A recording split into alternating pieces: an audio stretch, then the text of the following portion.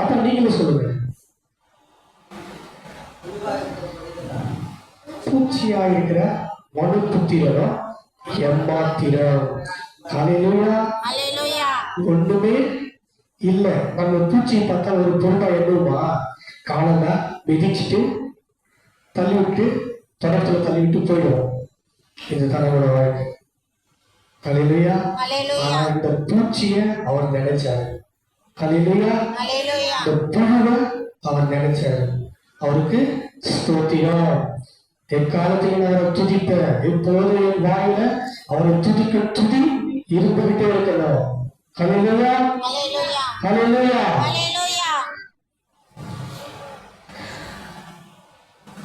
காலடி தெரியாமல் போனாலும் கர்த்தர் என் பக்கம் உண்டு. சொல்லுங்க. காலடி தெரியாமல் போனாலும் கர்த்தர் என் பக்கம் உண்டு.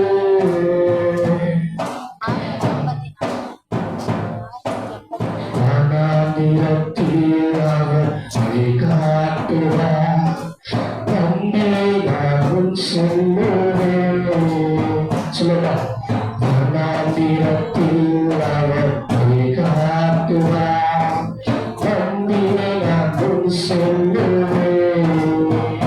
இயேசுவில் நம்புவேன். நாளேடும் பின்பற்றுவேன். என்னை ஆயிரம் வெட்கப்பட்டு போவதில்லை. ஹல்லேலூயா. ஹல்லேலூயா.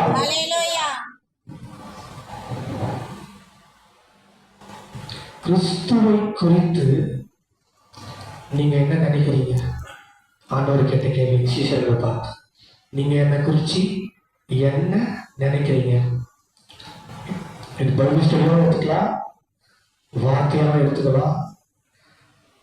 கொஞ்சம் சொன்னாலும் அவனோட வார்த்தை புரியுற மாதிரி சொல்லிக்கணும். ஹல்லேலூயா. மீன் கிட்ட கட்டளை மீனுக்கு எப்படி புரியுமோ அப்படி மீன் கிட்ட பேசுவாரு. கழுதைக்கு எப்படி பேசினா புரியுமோ அப்படி கழுதை கிட்ட பேசுவாரு. நம்ம கிட்ட எப்படி பேசினா புரியுமோ அப்படி அவர் நம்ம கிட்ட பேசுவார். கிரகிக்கத்தக்க விதமாய் அவர் நம்மோட பேசுவார். ஹல்லேலூயா. ஒவ்வொருத்தர சொல்லுங்க. கிறிஸ்துவை குறித்து நீங்க என்ன நினைக்கிறீங்க? ஒவ்வொருத்தராட்சி சொல்லுங்க. நம்ம வந்து ஆராதிக்கு வந்திருக்கோம். அவரை பத்தி தெரிஞ்சுக்கவே ஆரம்பிச்சா, ஒருத்தரை பத்தி கேட்டா இவரை பத்தி என்ன நினைக்கிறீங்க அப்படின்னு சொன்னா நம்ம சொல்லுவோம்ல. அதே போல கிறிஸ்துவை குறித்து நீங்க என்ன நினைக்கிறீங்க சொல்ல முடியுமா? தப்பா இருந்தாலும் பரவாயில்ல, சொல்லுங்க. ஒவ்வொருத்தரா சொல்லுங்க. அடுத்தது கிறிஸ்துவ குறிச்சு அவர் ஒரு ஆன்சர் வச்சிருக்காரு. நீங்க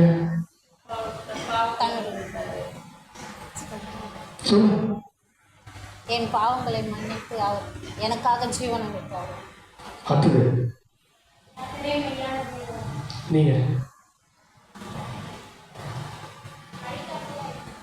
அடுத்தது எதுவும் இல்லையா? பாதுகாவலர். நீங்க மெய்ப்பரா இருக்கிறார். ஹல்லேலூயா. நீங்க என்ன சொன்னீங்க? இது எல்லாமே உண்மைதான். எல்லாமே அதுக்கு முன்னாடி நம்ம ஒண்ணு தெரிஞ்சு வச்சுக்கணும். யோவான் 1:1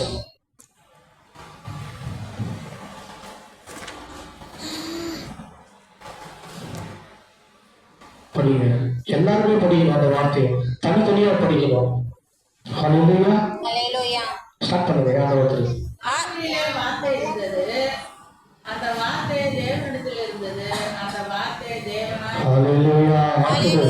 அடுத்தது ஆதியிலே வார்த்தை இருந்தது, அந்த வார்த்தை தேவனிடத்தில் இருந்தது, அந்த வார்த்தை தேவனாய் இருந்தது. அடுத்தது ஆதியிலே வார்த்தை இருந்தது, அந்த வார்த்தை தேவனிடத்தில் இருந்தது, இருந்தது, அந்த வார்த்தை தேவனாய் இருந்தது. அடுத்தது ஆதியிலே வார்த்தை இருந்தது, அந்த வார்த்தை தேவனிடத்தில் இருந்தது, அந்த வார்த்தை தேவனாய் இருந்தது. இந்த பக்கம் ஆதியிலே வார்த்தை இருந்தது, அந்த வார்த்தை தேவனிடத்தில் இருந்தது, அந்த வார்த்தை தேவனாய் இருந்தது.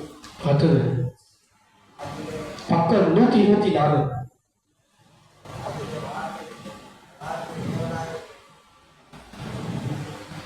அந்த வார்த்தை தேவனிடத்தில் இருந்தது.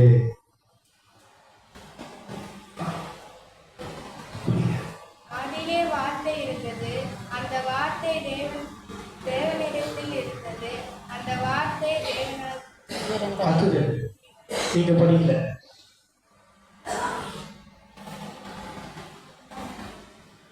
என்ன சொல்றாங்க? கொஞ்சம் மூலமா படிக்கிறாங்க. வார்த்தை படிக்கிறதுக்கு மாத்திரம் நம்ம விட்டு கொடுக்கவே கூடாது. ஹல்லேலூயா, ஹல்லேலூயா, ஹல்லேலூயா. ஹல்லேலூயா. அவர் என்ன வாங்கினா?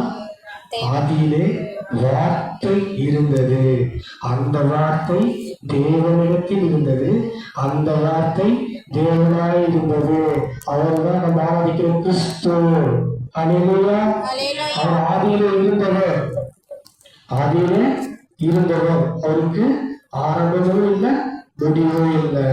அல்பாவும் ஒமேகாவுமானவர், இருந்தவரும் இருக்கிறவரும் வருபவருமாகிய அவர் ஒருவருக்கே மகிமையும் கனமும் துதியும் ஸ்தோத்திரமும் உண்டாவதாக. ஹல்லேலூயா. ஹல்லேலூயா. ஒரு பாட்டு அதே வார்த்தை வச்சு பாட்டா பாடுமா?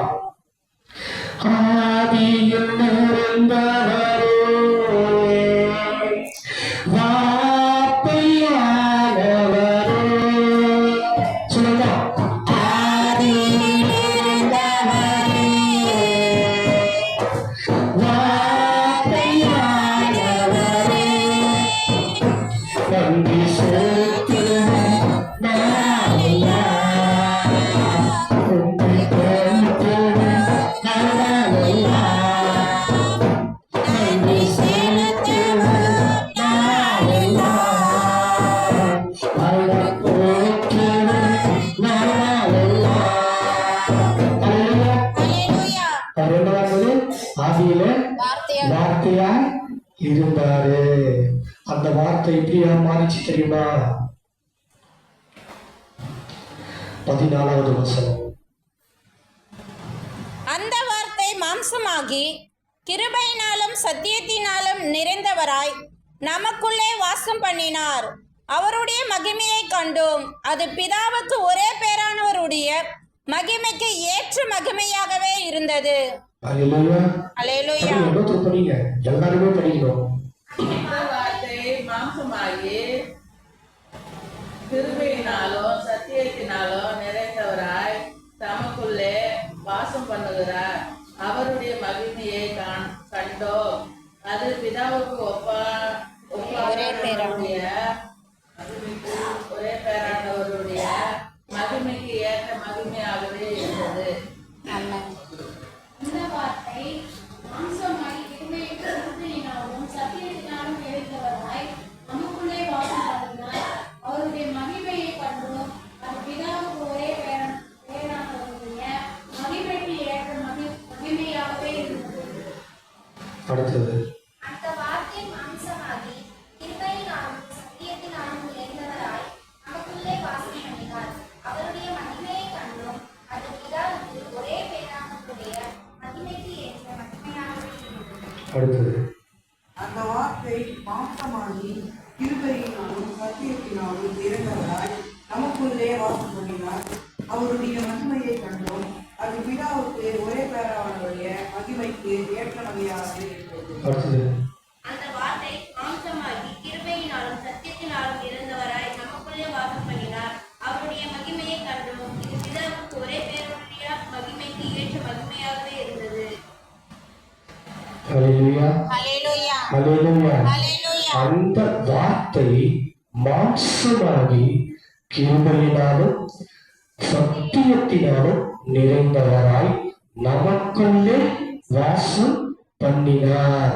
ஹல்லேலூயா. ஹல்லேலூயா. அவர் நமக்குள்ள வாசம் பண்ணுவார். எப்ப நமக்குள்ள வாசம் பண்ணுவார் அப்படின்னா, வார்த்தையை தியானிக்கும் போது, வார்த்தையை வாயினால் அறிக்கை பண்ணும் போது, வார்த்தையை விசுவாசிக்கும் போது, அந்த வார்த்தையானவர் மாம்சமாகி உன்னை பிதாவுக்கு முன்பாக கொண்டு போய் நிறுத்தி தன்னை காண்பித்தார். ஹல்லேலூயா, ஹல்லேலூயா. அதனாலதான் சொல்றேன், ஒவ்வொருத்தரும் வாயினால ஒரு வார்த்தைய அறிக்கை பண்ணணும், ஒரு வார்த்தைய பிரயோகப்படுத்தணும், வார்த்தைய துதிக்கணும். ஏன்னா அவர் வார்த்தையா இருந்தவர். ஹல்லேலூயா, ஹல்லேலூயா. அவருடைய வார்த்தைக்கு நடுங்குகிறவனையே அவர் கண்ணோக்கி பார்ப்பார். ஹல்லேலூயா, ஹல்லேலூயா. அதனாலதான் சொல்றேன், ஒவ்வொருத்தரும் அந்த வார்த்தையை உரிமை பாராட்டி படிக்கணும். ஏன்னா அந்த படிக்கிறதுக்கு தான் நம்ம கிட்ட கொடுத்துருக்காரு. அவரை பத்தி நம்ம தெரிஞ்சுக்கணும். ஏன்னா அவரை பத்தி தெரியாமையே வழிநலகி போயிட்டோம். என்ன நோக்கத்துக்காக அவரை தேடி வந்திருக்கிறோமோ அந்த நோக்கத்தை நிறைவேற்றுறதுக்காக ஓடிக்கிட்டே இருக்கணும். மனுஷனுடைய ஆயுசு நாட்கள் 70. என்னது 70? வெள்ளத்தின் மிகுதியா 80. வெள்ளத்தின் மிகுதினா நல்லா சத்துள்ள உணவை சாப்பிட்டு எக்ஸசைஸ் பண்ணி ஒரு 10 வருஷம் கூட்டி வைக்கலாம். அவ்வளவுதான். அதன் மேன்மையானது ஒன்றும் இல்லை. மனுஷன் உலகம் முழுவதையும் ஆதாயப்படுத்தினாலும் தன் ஜீவனை, தன் ஆத்மாவை நஷ்டப்படுத்தினா அவனுக்கு ஒண்ணுமே இல்லை. வார்த்தை எது எழுந்தாலும் வார்த்தையை மாத்திரம் இழக்க கூடாது. மரண பரியந்தம் உண்மையா இருக்கிறவனே ரட்சிக்கப்படுவான். ஜெயம் கொள்ளுகிறவனுக்கு ஜீவத்திடம் ரெடியா இருக்கு. ஹல்லேலூயா, ஹல்லேலூயா. ஓட்டத்தை ஜெயத்துடன் முடித்து பிதாவிடத்துல போய் அதை பெற்றுக்கொள்ளணும். ஹல்லேலூயா. நமக்கு கொடுத்திருக்கிற டாஸ்கே அதான். பூமியில நம்முடைய காலங்கள் கொஞ்சம் 4 கடையாவாக்கிறார். நான் எவ்வளவாய் நிலையற்றவர் என்று உணரும்படி என் நாட்களை என்னும் அறிவை எனக்கு தருவீராக. ஹல்லேலூயா, சொல்லுங்க. 40, 60, 70 4 வருடத்துக்குள்ளதான் வாழ்க்கையே இருக்கு. நம்ம எந்த காலத்துக்குள்ள இருக்குன்னு நம்ம யோசிச்சு நடக்கணும். என் காலங்கள் அவர் கரத்துலதான் இருக்கு. என்னது? அவர் கரத்துலதான் இருக்கு. எனக்கு என்ன சம்பவித்தாலும் அவர் அனுமதியின்றி எதுவும் நடக்காது. இதுல மாத்திரம் தெளிவா நாம இருக்கணும். பூமிக்குரியதை தேடாம வானத்துக்குரியதை தேட நம்ம பழகணும். வானத்துக்குரியதை தேடணும். என்னது வானத்துக்குரியதை தேடுறது? மாம்சமாய் அவர் இறங்கி வந்தாரு. அவரை நம்ம துதிக்கணும், அவரை தியானிக்கணும், அவரை ஆராதிக்கணும். இது நம்ம இருந்த கடமை. என்னது? கடமை. அவரை துதிக்கிறதுக்கு தான் நம்ம அவர் ஏற்படுத்தினார். ஹல்லேலூயா, ஹல்லேலூயா. அந்த வார்த்தை மாம்சமாகி கிருபையினாலும் சத்தியத்தினாலும் நிறைந்தவராய் நமக்குள்ளே வாசம் பண்ணினார். ஹல்லேலூயா, ஹல்லேலூயா. இந்த சரீரம் தேவாலயமா இருக்கு. இந்த சரீரத்தை நாம எப்படி வச்சுக்கணுமா? சுத்தமா வச்சுக்கணும், சுத்தமா வச்சுக்கணும். இந்த சரீரமானது தேவனால பெற்று நம்மில் தங்கியிருக்கிற பரிசுத்த ஆவியானவர் தங்கியிருக்கிற ஆலயமா இருக்கிறது என்று நீங்கள் அறியாமல் இருக்கிறீர்களா? இந்த கை அவருடைய கை, இந்த காது அவருடைய காது, இந்த கண்ணு அவருடையது, இந்த காது அவருடையது, இந்த வாய் அவருடையது. நான் இங்க டெம்பரவரியா தங்கி இருக்க அப்படின்ற எண்ணம் ஒவ்வொரு நிமிஷமும் ஒவ்வொரு நாளும் வாழ்க்கை மரண பரியந்தம் என் ஜீவன் பிரியும் அந்த நிமிஷம் வரைக்கும் நான் தேவனுடைய ஆலயமா இருக்கிறேன் என்பதை நினைச்சிட்டே இருக்கணும். ஹல்லேலூயா. உங்கள் வீடு ஜெப வீடா இருக்குது என்று எழுதி இருக்கிறது. நான் ஆவிக்குரிய கண்ணோட்டத்துல சொல்றேன், இந்த சரீரம் தான் ஜெப வீடு. இந்த சரீரத்திலிருந்து அவர் துதிக்கிற சத்தமோ, அவர் வார்த்தையின் சத்தமோ, அவர் ஜெபத்தின் சத்தமோ, அவர் ஆராதிக்கிற சத்தமோ தான் அதிகமா வரணும். எந்த சத்தம் நம் வாயிலிருந்து அதிகமா வருது? நீங்களே உங்களை கேள்வி கேட்டுக் கொள்ள வேண்டும். நீங்களே நிதானித்து ஆராய்ந்தால் நியாயம் தீர்க்கப்படும். அல்லேலூயா. என் வாயிலிருந்து என்ன வரணும்? அவருடைய சத்தம் தான் வரணும். என் வாயிலிருந்து அவர் துதிக்கிற சத்தம் தான் வரணும். என் வாயிலிருந்து அவரை கனப்படுத்துகிற சத்தம் தான் வரணும். முழுவதுமாக என்னை நான் அவருக்கு காண்பிக்க வேண்டும். கிறிஸ்துவை தான் என்னை வெளிப்படுத்த வேண்டும். எல்லாருக்கும் முன்பாக என்ன நான் எப்படி வெளிப்படுத்தணும்? என் சுயத்தை அல்ல, கிறிஸ்துவை வெளிப்படுத்த வேண்டும். ஹல்லேலூயா. அதுக்காக தான் நம்மளோட பூமியில வச்சிருக்காரு. கோத்திரத்தில் ஒருவரும், ஜாதிகளில் ஒருவரும், ஊர்களில் ஒருவருமா தெரிஞ்சு வச்சிருக்காரு. அழைக்கப்பட்டவர்கள் அநேகர், தெரிந்து கொள்ளப்பட்டவர்கள் சிலர். ஹல்லேலூயா. இன்விடேஷன் எல்லாருக்குமே போச்சு, ஆனா வந்தது ஒரு சிலர் தான். ஹல்லேலூயா. ஹல்லேலூயா. உங்களை நீங்களே வஞ்சிக்காதபடிக்கு எச்சரிக்கையாயிருங்கள். நான் என்னையே வஞ்சிக்கிற மாதிரி இருக்கிறது எனக்கே ஒரு விஷயம் தெரியாம கூட போயிடலாம். ஹல்லேலூயா. அனுதினமும் எனக்கு என் கண்கள் கிறிஸ்துவனுடைய அவயம், என் காலு கிறிஸ்துவனுடைய அவயம், என் கை கிறிஸ்துவனுடைய அவயம். இந்த கையை பார்க்கும் போதெல்லாம் இது என் கை அல்ல, கிறிஸ்துவின் கை. ஹல்லேலூயா. என் வாயெல்லாம் அவர் துதிக்கிற துதியில நிறைஞ்சிருக்கணும். இருதயத்தின் நிறைவினால் வாய் பேசும். ஹல்லேலூயா. ஹல்லேலூயா. ஹல்லேலூயா. பரமா என்னில் இரக்கமாயிரும், நீர் எனக்கு சகாயமாயிரும். சொல்லமா, என்னில் இரக்கமாயிரும், நீர் எனக்கு சகாயமாயிரும். தேவனாகிய கர்த்தாவே, உம்மை என்றென்றைக்கும் துதிப்பேன்.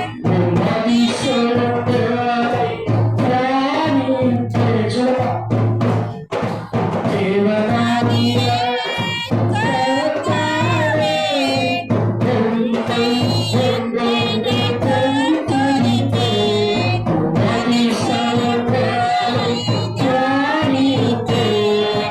என் மேல் இரக்கமாயிரும்,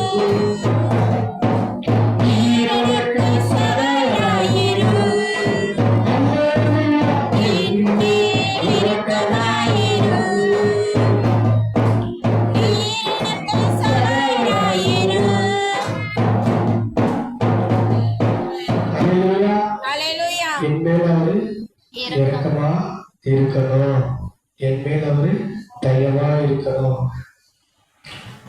இப்போ ஒரு சிலர் நம்ம கூட பழகிறவங்க எப்ப பார்த்தாலும் திடீர்னு நம்ம அவங்களை பார்த்தாலும் அவங்கள ஒரு அன்பு வரும், சந்தோஷம் வரும். ஆனா ஒரு சிலர்லாம் பார்த்தா முகத்தை மாற்றுவோம். ரைட்டா? அது மாதிரி ஆண்டவரே, நீங்க என்னை பார்க்கும்போது இரக்கமுள்ளதான் என்னை பார்க்கணும். உங்களுடைய கண்கள் என்னை பார்க்கும்போதெல்லாம் இரக்கமா மாறிடணும், என் மேல தயவா மாறிடணும். என்னை பார்க்கும்போதெல்லாம் இரக்கத்தை அதிகமா எனக்கு நீங்க கொடுக்கணும்ப்பா. அல்லேலூயா. என் மேல இரக்கமா இருங்கப்பா, என் மேல தயவா இருங்க, என் மேல வாழ்ந்து சொல்லுவாங்க, என் மேல் இரக்கமா இருங்கப்பா. அல்லேலூயா. என் மேல் இரக்கமாயிரும், என் மேல் தயவாயிரும். நான் எண்ணப்படுவதற்கு ஏமாற்ற ஆண்டவரே, என் மேல் நீ நோக்கமாயிரும். ஹல்லேலூயா. ஹல்லேலூயா.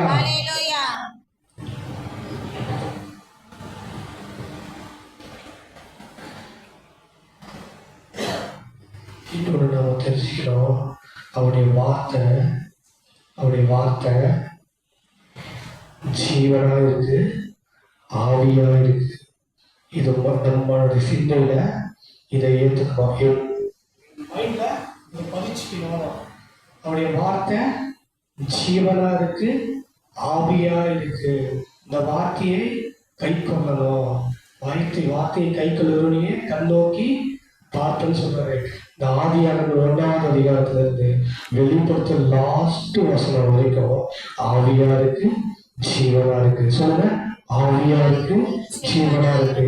இதை புசிக்கிறவன் மரித்தாலும் பிழைப்பார். இதை புசிக்கிறவன் மரித்தாலும் பிழைப்பார். இதை புசிக்கணும். இந்த வார்த்தைய அறிக்கை பண்ணணும். வார்த்தைய தியானிக்க எப்படி புசிக்கணும்? வார்த்தையை படிக்கிறதுதாங்க புசிக்கிறது. அது ஆத்மாவுக்கு ஆகாரம்.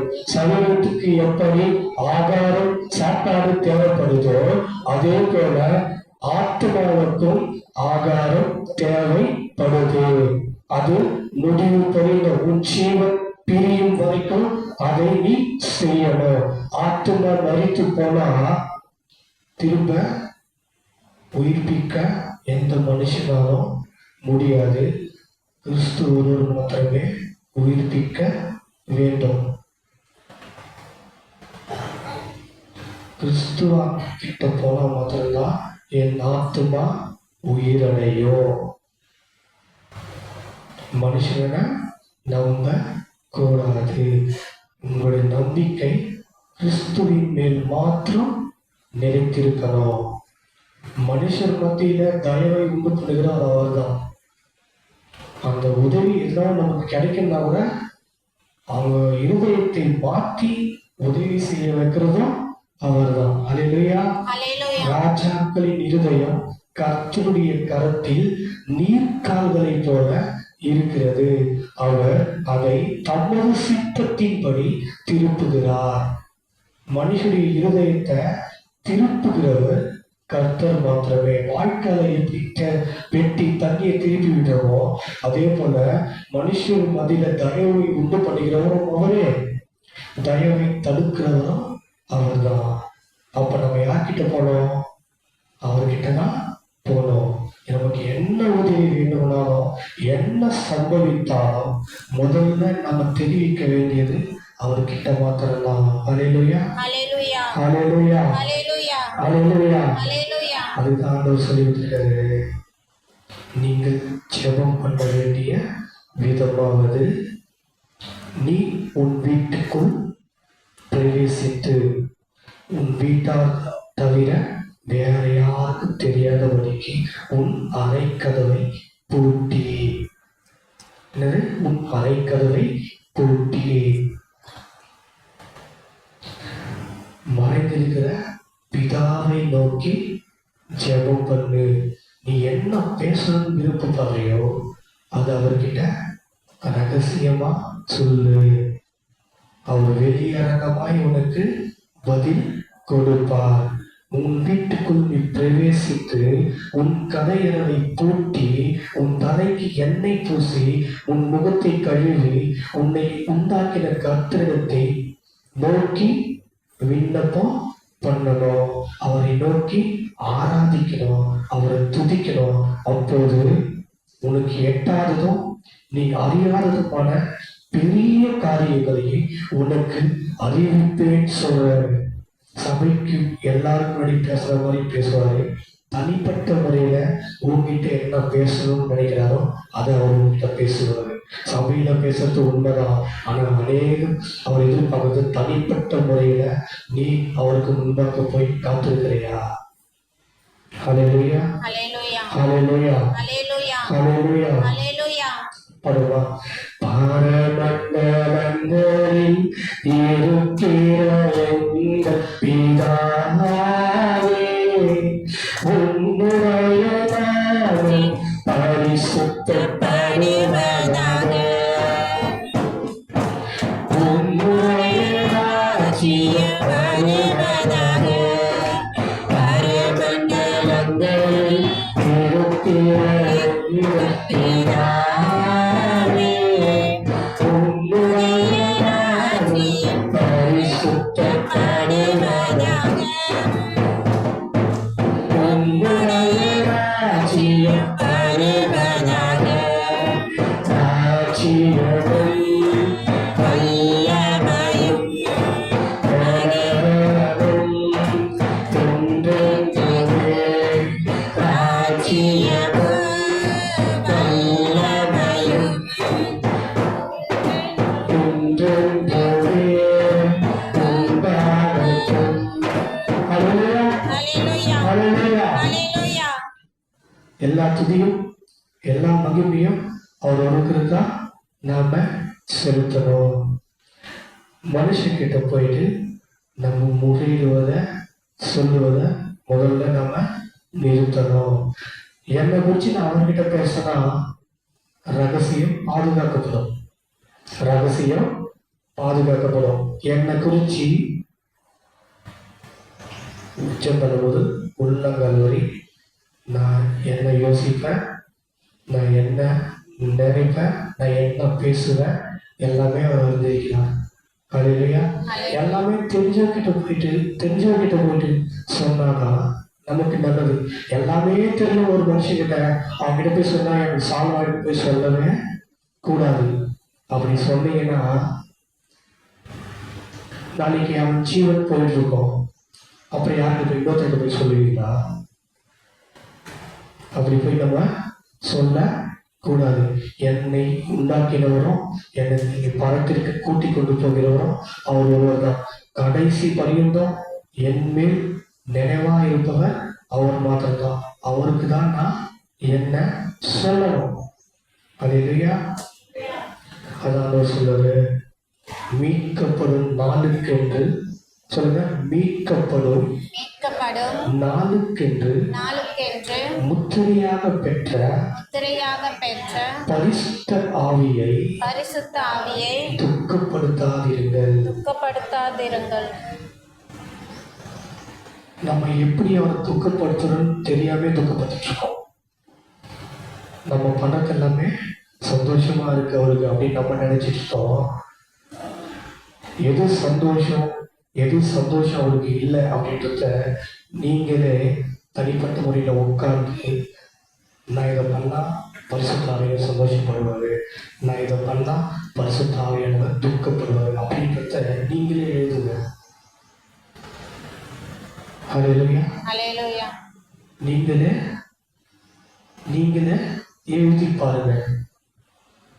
நான் என்ன பண்ணா அவர் சந்தோஷப்படுவாரு, நான் என்ன பண்ணா அவர் துக்கப்படுவாரு.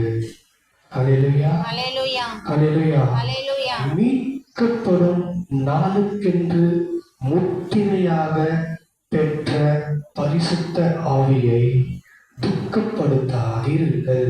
அது என்னங்க மீட்கப்படும்னால நான் உயிரோடு இருக்கேன், அவர் வந்தார்னா என்ன கூட்டிட்டு போக பரிசுத்த ஆவியானவருடைய தயவு மிக மிக மிக அவசியம். அல்லேலூயா.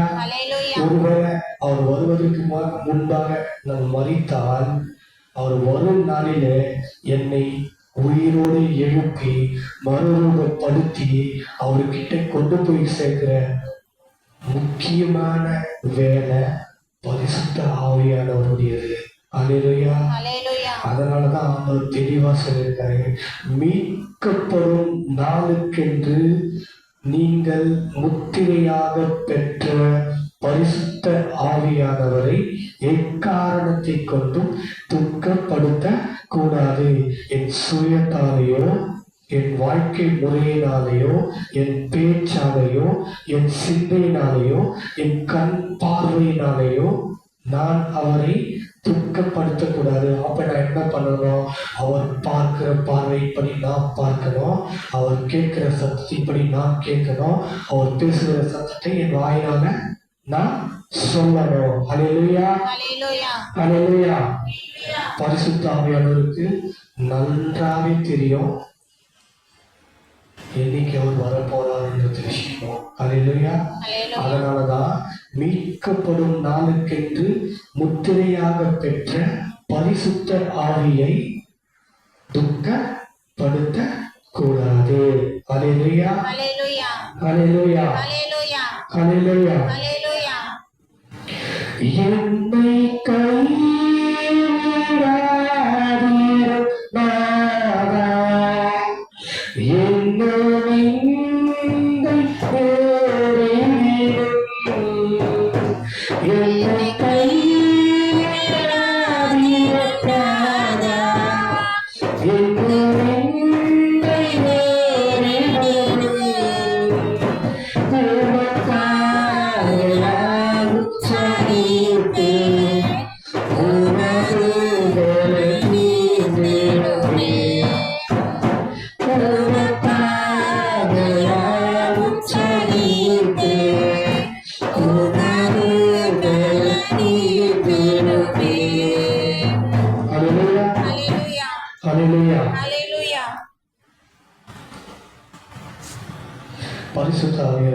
கூட்டிகிட்டு போகிற பாதை எப்படி தெரியுமா இருக்கும்?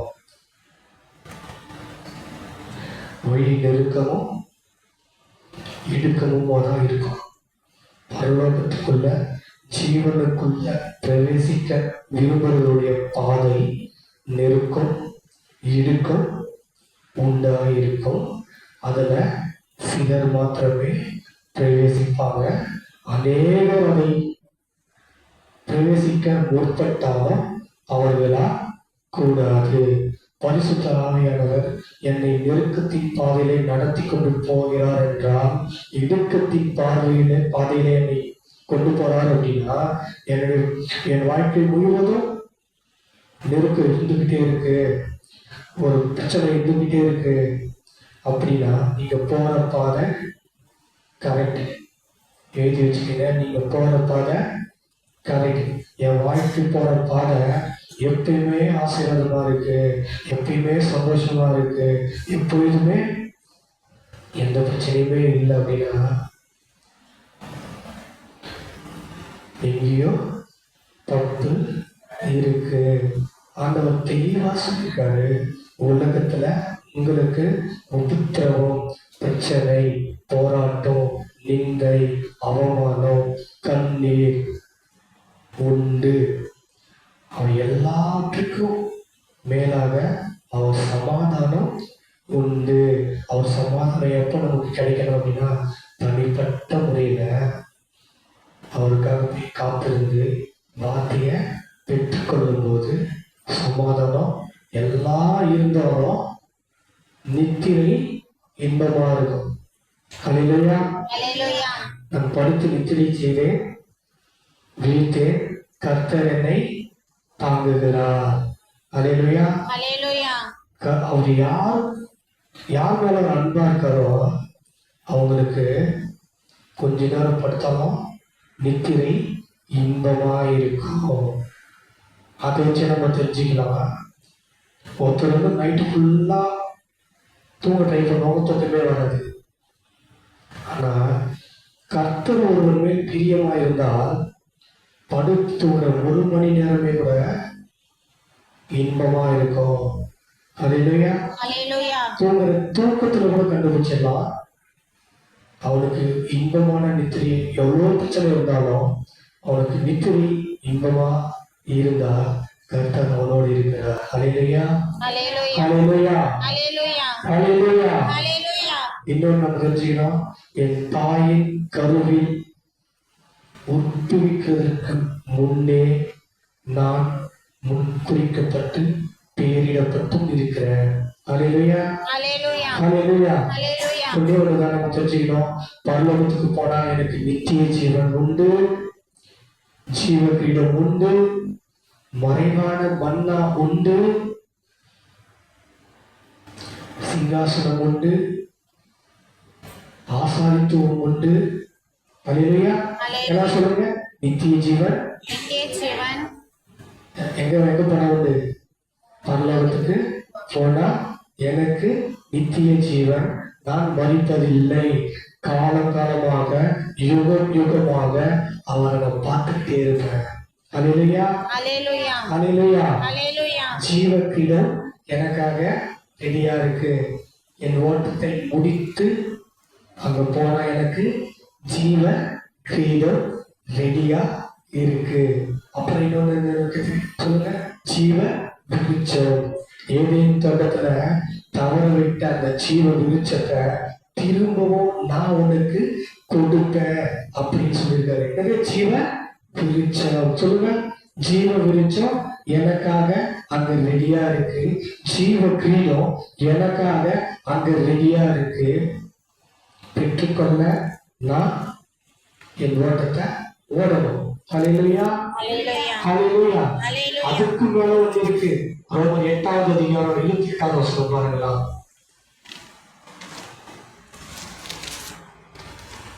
ரோமர் 8